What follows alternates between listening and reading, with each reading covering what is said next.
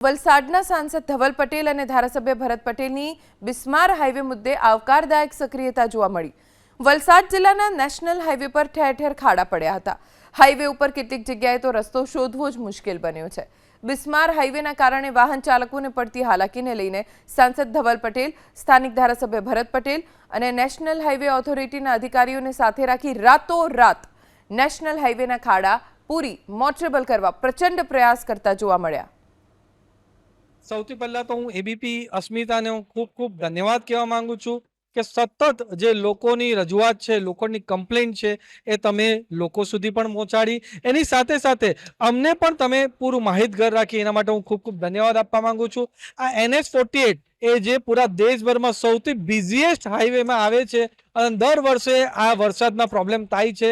આ વર્ષે પણ જે દક્ષિણ ગુજરાતમાં અતિ ભારે વરસાદ થયો, અમને વકી હતી કે આવું બિસ્માર હાલત થશે। એના માટે ભરતભાઈ શ્રી, અમારા ધારાસભ્ય શ્રી અરવિંદભાઈ, અમારા રમણભાઈ, અમે સાથે મળીને રજૂઆત દિલ્હીમાં નીતિન ગડકરી સાહેબને કરીને કે પ્રી મોન્સૂન કામગીરી બરાબર થાય, જેનાથી લોકોને અગવડ નહીં પડે, એના માટે પૂરો પ્રયાસ કરવા એમને કીધું હતું। છતાં જે નેશનલ હાઈવે ઓથોરિટી ઓફ ઇન્ડિયાએ જે કામગીરી જેટલી કરવાની હતી એવું એમણે કામગીરી કરી નથી, એ સત્ય છે અને એના માટે અમે સતત એમને રજૂઆત કરી છે।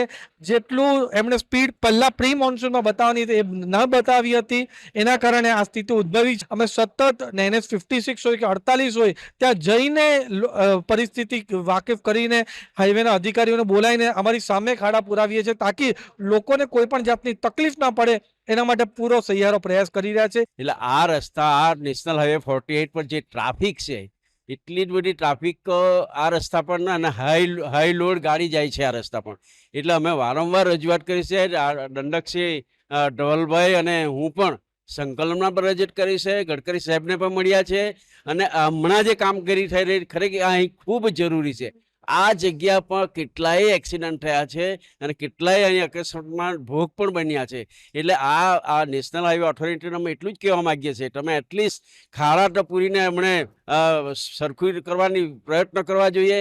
અને સર્વિસ રોડ છે, જે આ સુગર ફેક્ટરી હતી, ધરમપુર ચોકડીનો રસ્તો સર્વિસ રોડ ખાલી 100-150 મીટર બાકી છે, એ પણ વારંવાર રજૂઆત કરતા નેશનલ હાઈવે ઓથોરિટી હજુ પણ પૂરા કરી શક્યા નથી। દરેક જગ્યાએ પાણી ભરાવાની સમસ્યા છે, એટલે દંડક સાહેબ અને ધવલભાઈએ જે આ કામગીરી માટે બધા ઓફિસરને બોલાવ્યો છે, આપના ચેનલના માધ્યમથી લોકોને પણ ખ્યાલ આવે કે વહીવટીતંત્ર અને પદાધિકારીઓ અમે સતત જાગૃત છે, અમારા પર રજૂઆતો આવતી રહે છે, એના સંદર્ભમાં કામ થઈ રહ્યું છે।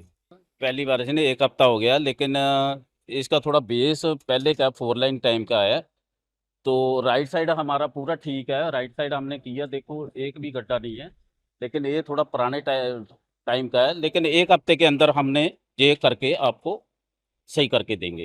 सरकार करोड़ों रुपए की ग्रांट देती है हाईवे बनाने के लिए, और हाईवे अथॉरिटी की टैक्स इतना लिया जाता है, तो लोगों को सुविधा क्यों नहीं दी? सर देंगे, ये जो बरसात ही इतनी है तो हम जब किसी का कोई एक्सीडेंट में किसी की मौत हो जाएगी उसके बाद क्या किसका? नहीं सर, एकदम किन लोगों की राह देख रहे हैं?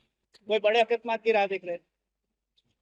लेकिन सर MP साहब ने बोल दिया, अब हम उनको दे दिया आश्वासन के 1 हफ्ते के अंदर हम करके देंगे।